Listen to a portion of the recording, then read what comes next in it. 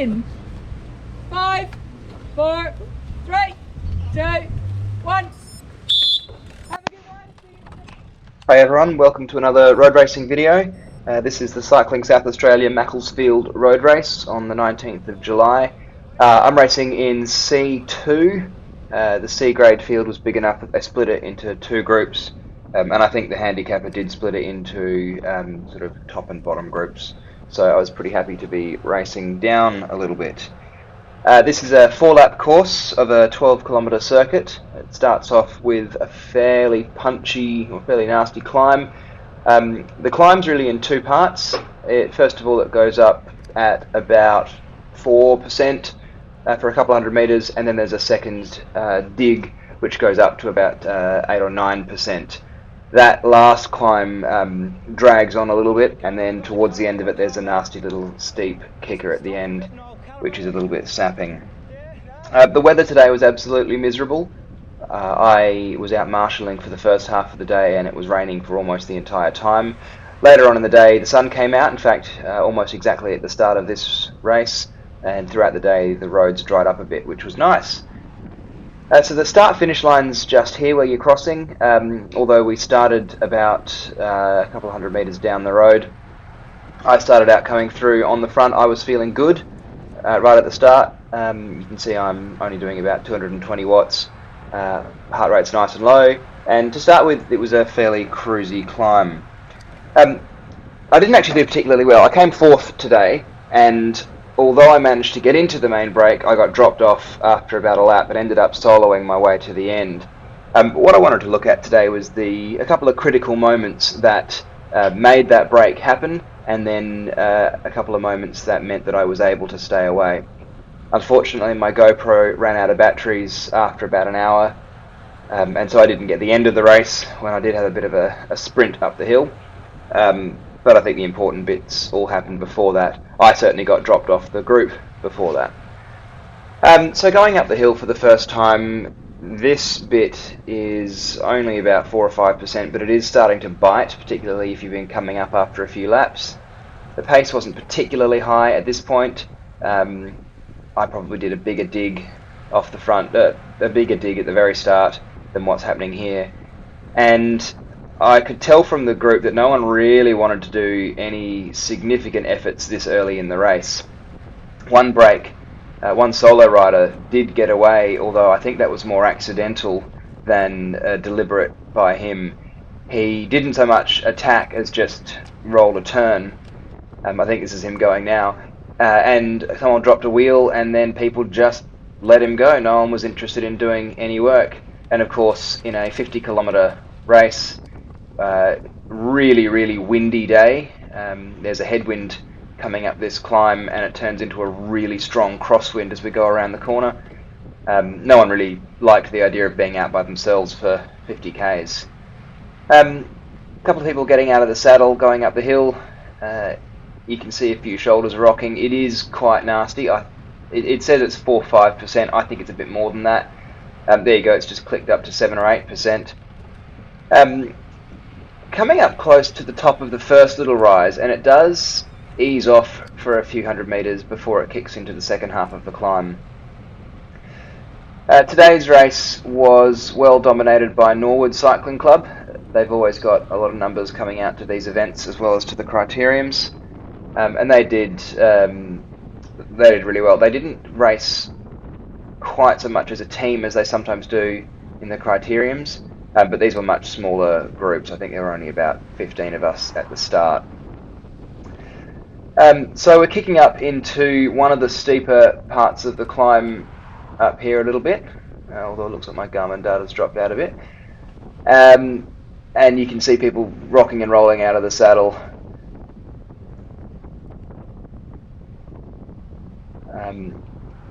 I'm sitting at about 350 watts. My threshold based on this power meter is about 275 watts, so I'm still well above threshold, just keeping up. And this is only the first of 4 laps. You can see from the echelon that the wind's coming from the front and the left.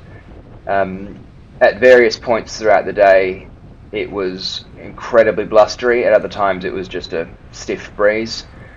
Oh no, here we go. This is the flat section. Yeah, the sun came out, and it actually ended up being quite a nice day. I feel a bit sorry for the juniors who were racing from 8:15 in the morning. It was absolutely miserable. It was pouring down with rain. They shortened a few of the races. It was freezing cold, and the wind was blowing the tents away. We had some marquees set up for sign-on, and a couple of times we were having to hold them down. So, rolling along here, 2 or 3 wide, about the first half of this lap, we're actually just rolling around 3 wide. 3 guys sitting on the front, not doing much work, 6 guys sitting behind them doing even less work, and 1 poor guy off the front by himself. I'm rolling through the whole of this first climb just so you get a bit of an idea of what the climb's like. You get a nice downhill sweep into this, and then it really pitches up. I kept my speed. Each time I tried to keep as much speed as I could going into this, and tried to keep the power on relatively steadily at the bottom rather than just rolling through and then having to hit the power to keep up. This you can't see around to the end of the climb, so as you're going around the corner it just keeps on going, which is a bit demoralizing, especially after a couple of ascents.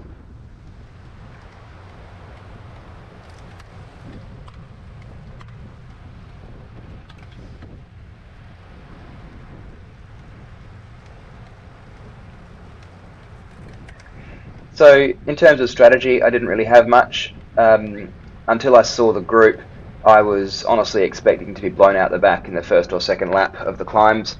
I don't think of myself as a climber. I've got a reasonable sprint. I've got a bit of staying power in a flat race, but I tend to go backwards very quickly when the road does point up. So my plan at this stage was to sit in a little bit, try to do as little work as possible. You can see I'm sitting behind a rider, and we've got 3 wide, so the pace really isn't too high at this point. And I was hoping just to survive for as long as I could, and then fully expecting to watch the race go up ahead. My legs were feeling pretty good. I did a warm up on the rollers, 20 minutes, just keeping the cadence spinning up a little bit. Did a few sprints, and then basically walked straight to the start line. So I was feeling pretty good. Certainly that first little rollout, I felt like my legs were just flying. By this point in the climb, I was beginning to realise that the climb was a little bit nastier than I remembered it from the last time I'd ridden this circuit, and that I might have a bit of work cut out for me to try to stay on. I did figure out though, at this pace though, I would be pretty comfortable staying with the group as long as it didn't get any faster going up the climbs. We could all wish. Alrighty, so coming up to the top of the basically quarter of a way through the lap, and the hill is just gradually easing off, and we're getting around to the corner where the wind really starts to hit. So at this point we've got a left to right headwind, and then through some magic of geography that turns into as we turn left, that turns into a really strong left to right crosswind. I'm racing on a pair of stock wheels on my Scott. They're probably only 24mm deep. A couple of guys were racing on 50mm, and they were being blown all over the road. It was quite gusty. So that's the first climb. I might skip forward to the first critical moment, which is when the first rider goes off the front.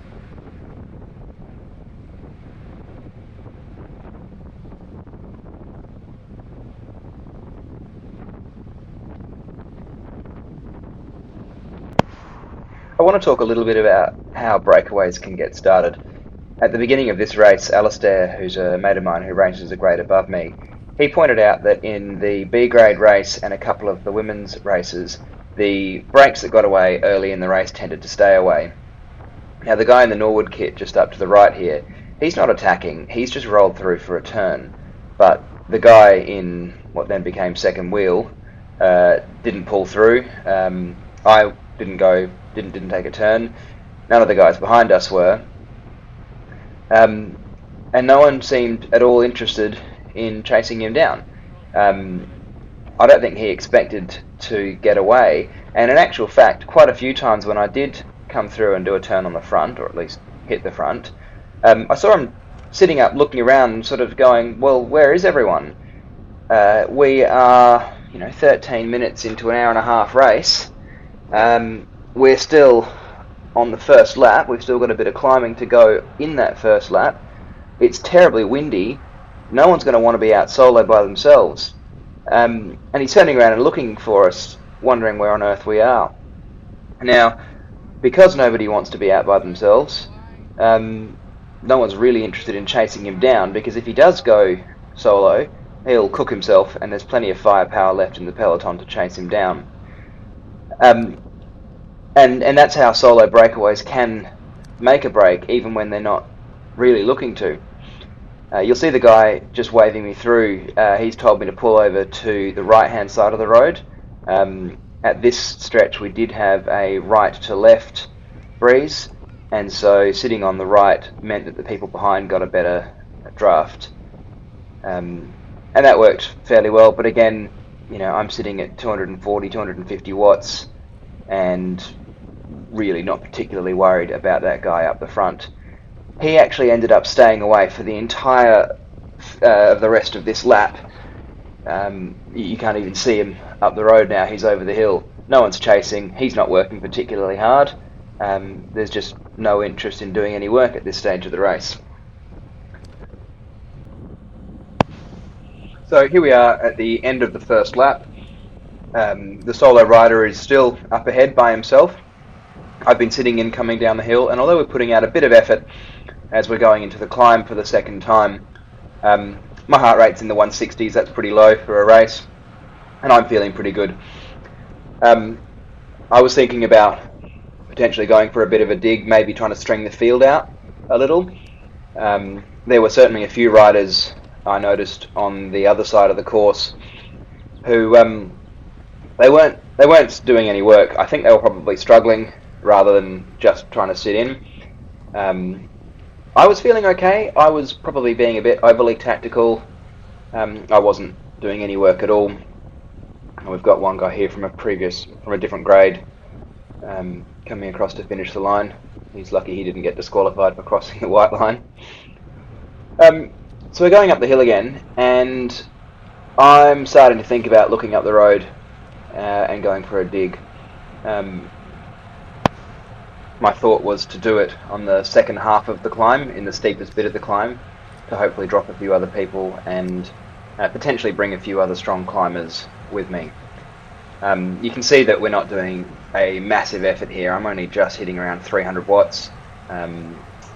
And as we get up a bit further up this climb, the power drops even further. So we're really not going hard, considering this is the climb of the course. It's all going pretty cruisy, and I'm thinking it's probably a good time to go for an attack. This is the first half of the climb. There's a bit of a drop, and I know that my power over the entire climb probably isn't enough. And if I do go too hard, I know I will blow up. So I'm pretty happy just sitting around threshold, sort of low VO2 max range, get up to the front of the race, and then just sit back at 200 watts, recover for a little bit. And then when it does hit the steep bit, I'm going to give it a dig.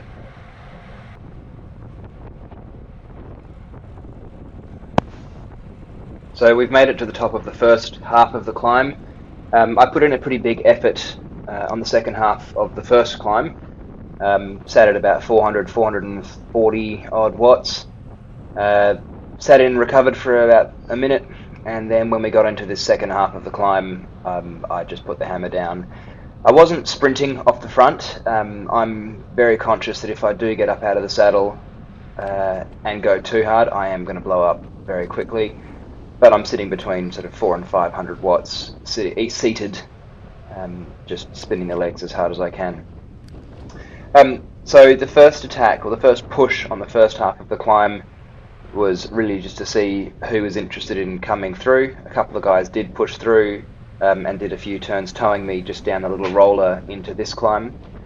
And then the second was just to see what I could do and to see if I could get up to that guy on the front.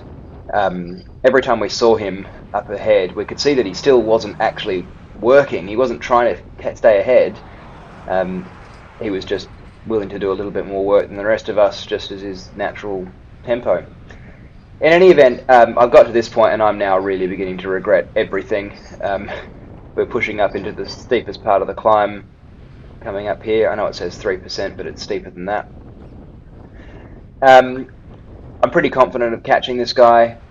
I don't know who's behind me. I haven't stopped to look. I figure I'm just going to go as hard as I can until either I pop or I get to the top of the climb and then see who's still with me.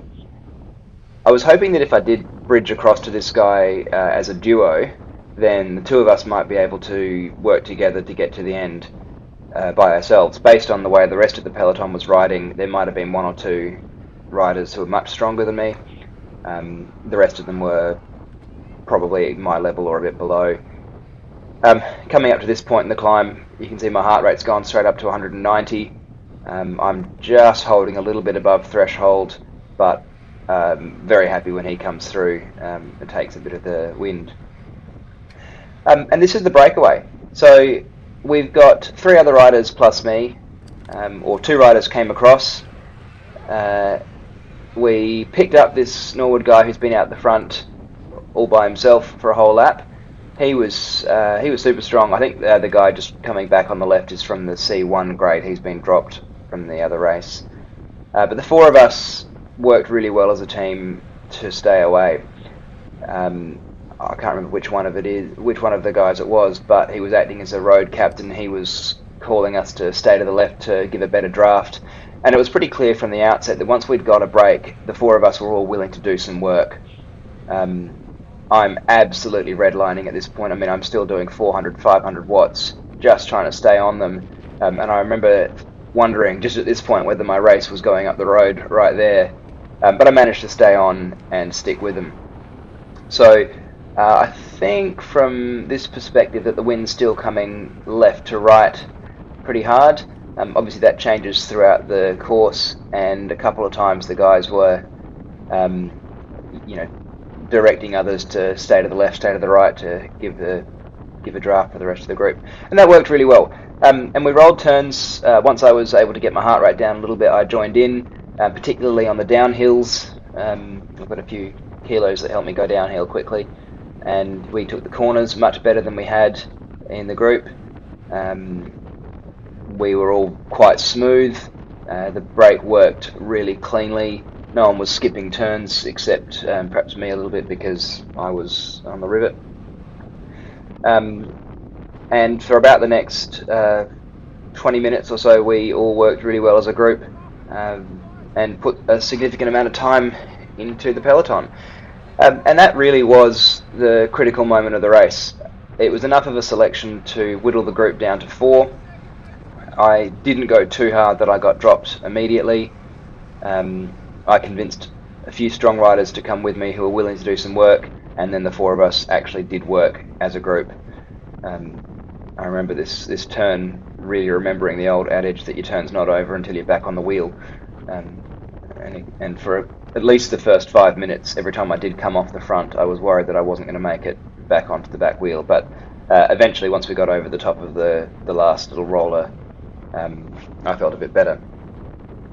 There's not really that much more to say about this race until I got dropped. This group just rolled beautifully. We put significant time into the peloton, so I might skip to the next bit where something happens, which is where I get dropped. So we've skipped right forwards to about the middle of the race. What's been skipped is about 20 minutes of the most painful cycling I've ever had to do. These 3 guys are just machines. They were way stronger than me. They were barely cruising. Coming up to this climb, I told them I didn't have a quick climb in them. I didn't have a quick climb in my legs. They said they weren't going to do anything stupid. And this guy in the Norwood kit just ahead of me, he actually slowed down a little bit to try to keep me on. The group was working really well together, and I think they were happy to have me in there doing the turns that I could do, because at least when we're going downhill I'm worth a few watts, and they were always going to drop me going up the next climb. So you can see he's just pulled off to try to get me over the top of the hill. We are coming over some of the steepest part of this climb. I've been doing everything I can just to keep up. He decides he can't let them go over the hill by themselves. I've got nothing left to give. I'm sitting at 400 and I just popped about here. And that pretty much was the end of the story. They got over the hill without me. There's a fairly stiff headwind at this point, so as soon as I had more than a few meters of gap, I was just fighting the inevitable. My power drops off to low 200s, and that's the end of my race. What I was conscious of, though, is that I'd been working... Oh, there's A grade going past. I've been working in a group absolutely on my rivet, at my limit, for a good 20 minutes. I was pretty confident that we had put a big chunk of distance into the rest of the peloton, and I decided that I was going to try to finish the race by staying away from the rest of the peloton. I honestly expected every second to be picked up. I'm used to criterium racing where the peloton's never far behind, but in this case, where there's a really hilly, lumpy course, miserable weather, and a fairly small group, I figured I had a shot. So I went TT for the rest of the race, and I was able to stay pretty much solo for the entirety of the next lap. From about the top corner of the last lap, when I was looking behind me, I could see one white helmet gradually getting closer, and over the next 4 or 5 kilometers he got closer and closer, and eventually he did actually get on my wheel right at the top of the very last bit of the last descent.